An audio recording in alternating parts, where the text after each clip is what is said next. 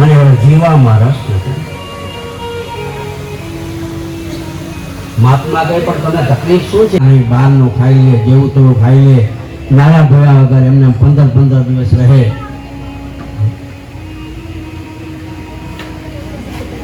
અને એને શરીરની કાળજી વધારે રાખે. એનું ધ્યાન ક્યાં હતું? દેહમાં. દેહને શણગારે. પણ ભગવાન કહે છે ભાગવતજીમાં કે દેહને ન શણગારો, દેવને શણગારશો ને તો તમારો દેહ ભગવાન શણગાર છે. તમારે એટલું તેજ આપશે તમને કે આપણે બ્યુટી પાર્લરમાં જવાની જરૂર નહીં પડે. બધા બ્યુટી પાર્લર બંધ થઈ જાય. આ જો ઠાકોરજીના ચરણમાં આવે ને એને તેજ વધી જાય. આ તેજ આપનારા છે ભગવાન, પણ એનું સ્મરણ કરવું જોઈએ. એની ભક્તિ કરો તો તેજ આપે. એટલે દેહની પૂજા ન કરવાની હોય, દેવની પૂજા કરવાની.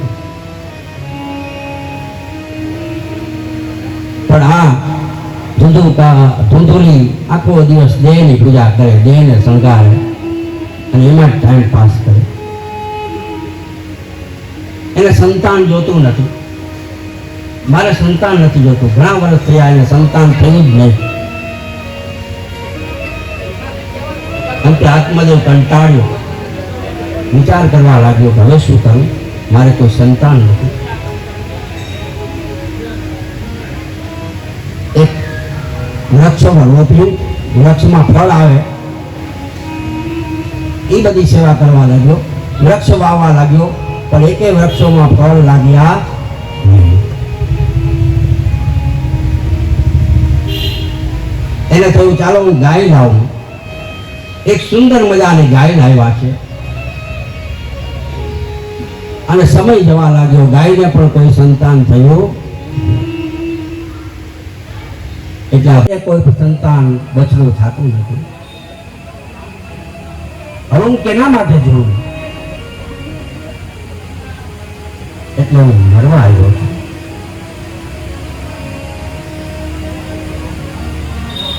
મહાત્મા કે આત્મદેવ આત્મહત્યા કોઈ દિવસ ન કરે. જે આત્મહત્યા કરે છે ને એ જીવ ભટકતો રહે છે, એની કોઈ દિવસ સદગતિ નથી થતી. માટે આત્મહત્યા કરવાનો વિચાર છોડી દો ને, ઘરે જાઓ. તો કે હું શું ઘરે જાઉં? હું કોના માટે જાઉં? મને સંતાન જોઈએ છે, મને સંતાન. જાઉં ફળ લાવ્યો છું, આ ફળ તો ખાજે. આપણે સુંદર મજાનો તેજસ્વી સૂર્ય જેવો પુત્ર પ્રાપ્ત થશે. દૂધોની કાંઈ બોલી નહીં. એને સંતાનમાં કઈ રસ જ નથી. જો સંતાન થાય તો મારું મેકઅપ વિખાઈ જાય.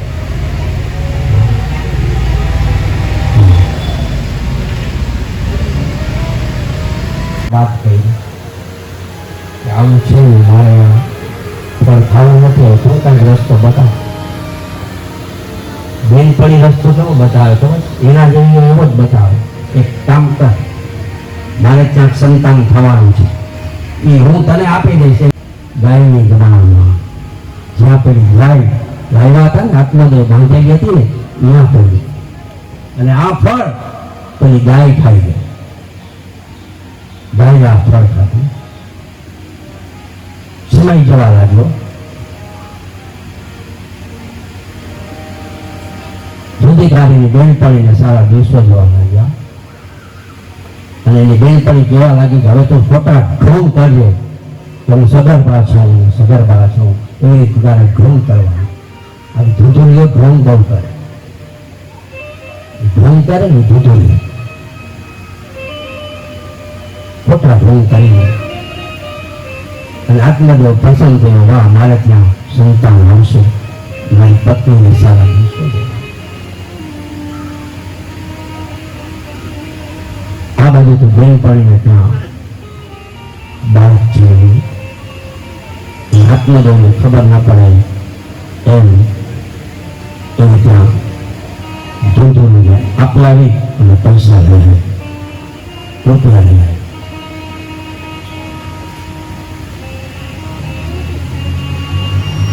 બાળક છે એ રડવા લાગ્યું. આત્મદેવને ખબર પડી કે મારે ત્યાં કોઈ બાળક જન્મ્યું છે એટલે દોડતો જોયું તો શું બાળક જોયું, ખુશ થઈ ગયો. એને એમ થયું, વાહ, આ બાળકને લઉં કેવું લાગે છે.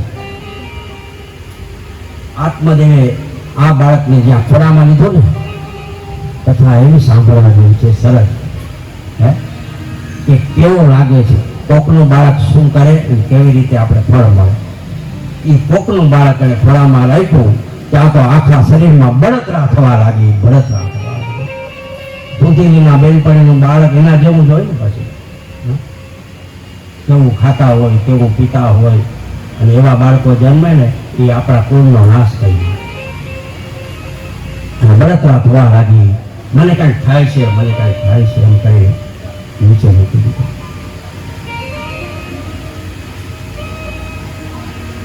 પછી કાંઈ નામકરણ કરીએ, સમય જવા લાગ્યો. આ બાજુથી જે ગાય હતું ને માળમાં, એને જે ફળ ખાતું હતું, થોડા સમય પછી એના કાનમાંથી સાક્ષાત ગોકર્ણ મહારાજ પ્રગટ થયા. બોલો શ્રી ગોકર્ણ ભગવાન કી જય. હવે આ બાળક હું જન્મ ગાયના કાનમાંથી થયું એટલે એનું નામ પડ્યું ગોકર્ણ. ગોકર્ણ, ગોકર્ણ. ગો એટલે ગાય, કર્ણ એટલે કાન. ગાયના કાનમાંથી જન્મ થયો. અને એ બાળક પછી આત્મદેવને જ્યાં ખોળામાં લીધો ને ત્યાં તો આનંદ થયો. ભવના પાપ છે એ દૂર થઈ ગયા અને ખુશ થઈ ગયો. દોડતો લઈને બાળકને ઘરમાં આવ્યો. ધૂંધલી ક્યાં ગઈ? ચાલો બે બાળકના નામ હારે રાખીએ આપણે. ધૂંધલી કહે કે હું તો મારા બાળકનું નામ મારી પ્રમાણે રાખીશ, તમે કહેશો નહીં ચાલે. બોલો આવું હાલ, નામ તો હું જ રાખું, તમારે પસંદ નહીં ચાલે. એવું આવું કલયુગમાં ચોરી કર્યું. એટલું જ નહીં, મારી માને મારી, મારા માને મેં કુવામાં નાખી, મારા બાપને મેં લાત મારી. આવા પાપ કર્યા છે. મને ક્યાંથી શાંતિ મળે? હવે મને મુક્તિ ના મળે. રડવા લાગ્યો. રડતા કેવા લાગ્યો, મારું કંઈક કરો, મારું કંઈક કરો. આ જીવ છે ને ભટકે છે ત્યારે બૂમ પાડે છે. અને ત્યારે ગોકર્ણ મહારાજે વિચાર કર્યો કે હવે શું કરવું. હાથમાં જળને ગાયત્રી મંત્ર બોલીને પાણી છાંટ્યું, પણ કોઈ ફરક નથી. ગોકર્ણ તો મોટા ઉપાસક હતા, સૂર્યદેવના ઉપાસક. અને સૂર્યદેવની પ્રાર્થના કરી, જપા કુસુમ શંકા ચમકા છે માધુમ તમોરી સર્વ પાપ ભણતો સ્મૃતવા કરે. હે સૂર્યદેવ, આપ મને રસ્તો બતાવો. આ મારો ભાઈ ભટકે છે, એને ગતિ નથી મળી. એના શ્રાદ્ધ કર્યા, પિંડદાન કર્યા, બ્રાહ્મણ જમાડ્યા, દક્ષિણા આપી, વસ્ત્રો આપ્યા, છતાં પણ મુક્તિ નથી મળી. ભાઈની પાછળ ભાગવત કથા બેસાડો તો આપણા ભાઈની મુક્તિ થાય, તો આપણા ભાઈની મુક્તિ. સૂર્ય દેવે આજ્ઞા કરી. ગોકર્ણ મહારાજ તૈયાર થયા છે ભાગવત માટે.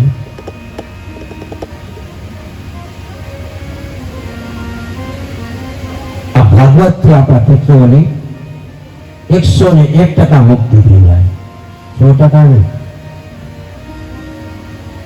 અને આપણા પિતૃઓ વૈકુંઠમાં જાય ભગવાન વિષ્ણુદેવ પાસે. કારણ કે એના પાપ ન ધોવાય ત્યાં સુધી એને મોક્ષ મળે. અને પાપ ધોવાનો રસ્તો એક જ કીધો છે, કથા સિવાય. આ ગંગામાં નાહીએ તો જ પાપ ધોવાય. હરિદ્વારની ગંગામાં નાશો તો પાપ નહીં ધોવાય. કથા ગંગામાં નાહી લીધું એક વાર, એના જન્મોજન્મના પાપ ધોવાય. જાડેજા ધર્મ તારો સંભાળ રે. ઓ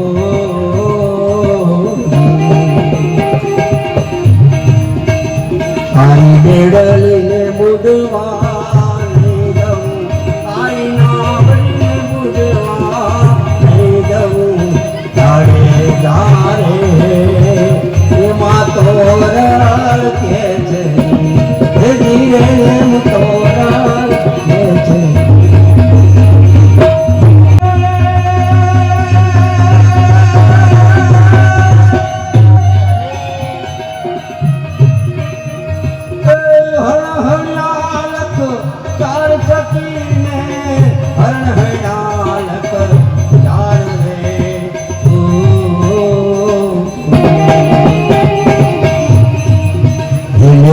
વન નાતે મોરના હારિયા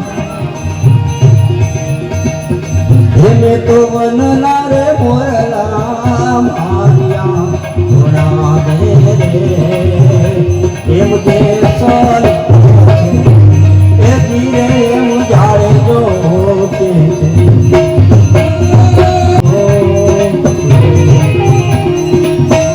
દૂધ પીવડાવે જમાડે એ ગાયોને તરસી વાળી અંતે જાડેજો કહે છે કે તોરણ હું કેટલા પાપ યાદ કરું પણ અંતની ઘડીમાં જાડેજો શું કહે છે હા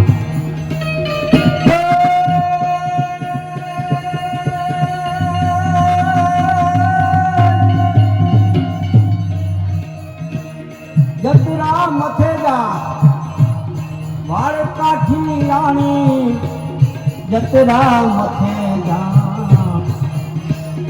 વાળ રે ઓ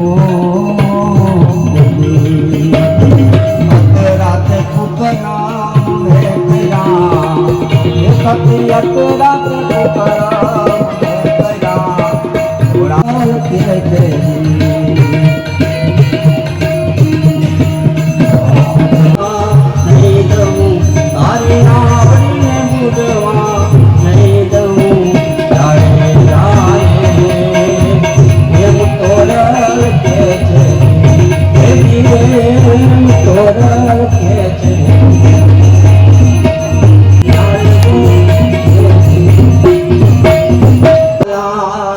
દેવારે પડે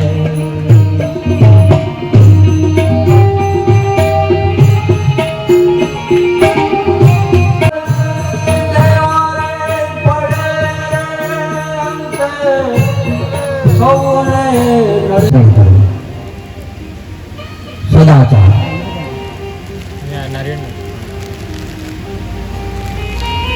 અને આ ભાગવત કથાનું વિધિ છે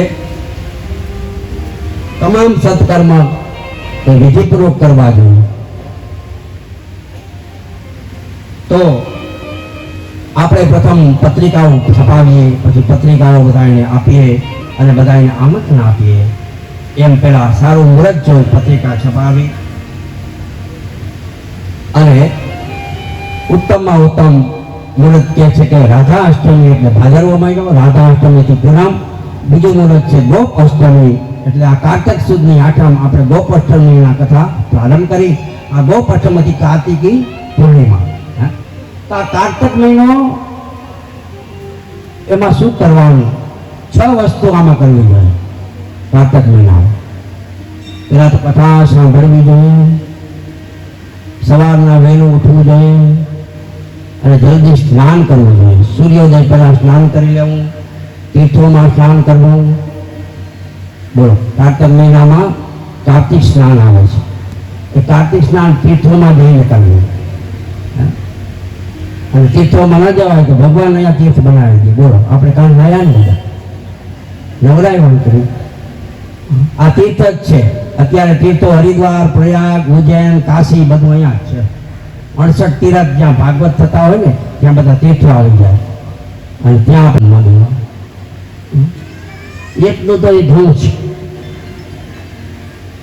પણ દીવા કેટલા દેવા જોઈએ કાર્તકના મહિનામાં રોજનો 1 દીવો દાનમાં દેવો થાય સુપાત્રને બ્રાહ્મણોને થાય કોઈ સારું પાત્ર હોય એને દાન આપો કોઈ પિત્તળના દીવા આપે કોઈ તાંબાના દીવા આપે કોઈ શક્તિ હોય માટીના કોળિયાના દીવા આપે કોઈ જૂઠું ન બોલવું બ્રહ્મચર્યનું પાલન કરવું અને સાત્વિક ભોજન કરવું કેવું ભોજન સાત્વિક ભોજન સાદું ભોજન કે જેનાથી આપણે આળસ ના આવે આપણે દાબીને ખાવ બટકાવાળા લાડવા એમાં જાયફળ પછી નાખ્યું હોય પછી જે ઊંઘ આવે છે એટલે કે ઊંઘ ના આવે આળસ ન ચડે એટલું સાત્વિક થોડું ભોજન કરવું એક ટાઈમ આવી રીતે શ્રોતા અને વક્તાના તપ કરવા બને ત્યાં સુધી આ 3 કલાક દરમિયાન કોઈ વ્યસન હોય તો એ એક બાજુ મૂકી દેવું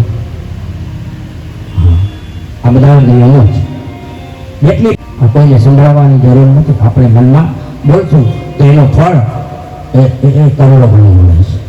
એટલે બે મંત્ર ગુપ્ત છે, એ મનમાં જ બોલાય. બરોબર ને બધા? હા, હસ્તાક્ષર. પછી બીજો મંત્ર છે ઓમ નમો ભગવતે. આ પણ ગુપ્ત છે. કોને આપ્યો તો? નારદજીએ. કોને આપ્યો તો? ધ્રુવને. અને પછી હજી એક મંત્ર છે જેને આપણે કહે છે ગાયત્રી મંત્ર. આ ગાયત્રી મંત્રને પણ જાહેરમાં બોલવાનો નથી હોતો. એ પણ મનની અંદર કરો તો એનું ફળ વધારે મળે. કરી અને આપણે અહીંયા પ્રારંભ કરતા પહેલા અહીંયા આપણે આમંત્રિત મહેમાનો, અતિથિ કહેવાય, મહેમાન તો ન કહેવાય, અતિથિ. અને જે ધર્મના દાતા હોય, જે ભાગવત કર્મી હોય અને દૂર દૂરથી આવતા હોય, તો ભગવાનની સામે આપણે એને આશીર્વાદ આપવા કે આવા સત્કાર્યના કર્મમાં હંમેશા ભાગ લઈએ અને ભગવાન એને ખૂબ જ બળ આપે, શક્તિ આપે, ધન્યતા આપે. એ આપણે આ ભગવાન પાસે કોઈનું સન્માન કરતા નથી, પણ શું કરીએ છીએ? આશીર્વાદ આપીએ છીએ. તો ચંદ્રસેનભાઈ ચંદે અને વિનોદભાઈ ચંદન જે અહીંયા પધાર્યા છે આજે શિવરીથી, વડાલાથી, અને એમણે ડાકોરમાં જે ભાગવત કરી હતી અમારી, અને એમાં ઉનાળામાં હતા, 48 ડિગ્રી હતી. કેટલું ગરમી? 48 ડિગ્રી. પણ ઠાકોરજીએ ખબર નહીં કૃપા કરી અમારા ઉપર. પેલા તો કોઈ જગ્યા જ નથી મળતી અને વિચાર કરતા હતા ક્યાં કથા કરું, નાસિક કરું, હરિદ્વાર કરું, કોઈ તીર્થમાં કરું. આમ ફરતા ફરતા આ ચક્કર ફરે ને, ચક્ર ફરવા લાગ્યું અને આ ચક્ર એને ડાકોરમાં સ્થિર થયું. એનો વિચાર ડાકોરમાં સ્થિર થયો અને ડાકોરમાં નક્કી કર્યું સરસ મજાનો સુંદર હોલ કે જેની અંદર ભાગવત કથા વાંચતા હોય ને એમ થાય કે આપણે હિમાલયમાં બેઠા છીએ. સુંદર મજાનો આખું એસી હોલ હતો. એમાં કથા કરી, ખૂબ સરસ મજાનું આયોજન. જમવાનો જે હોલ હતો, ડાઇનિંગ હોલ, એ પણ આખો એસી હતો. અને જે રવાનું હતું બધા અતિથિઓને, એ પણ એસી હતું.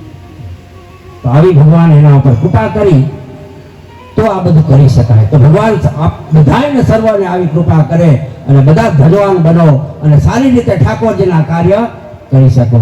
તેવા ચંદ્રસેનભાઈ ચંદે તેમજ વિનોદભાઈ ચંદનને અહીંયા હું વ્યાસપીઠ પાસે બોલાવી અને આશીર્વાદ આપું. પધારે અહીંયા શ્રી ચંદ્રસેનભાઈ ચંદે, વિનોદભાઈ ચંદન પધારે. પછી આપણે પ્રથમ સ્કંદમાં પ્રવેશ કરી અને આગળની કથાઓ શ્રવણ કરીએ.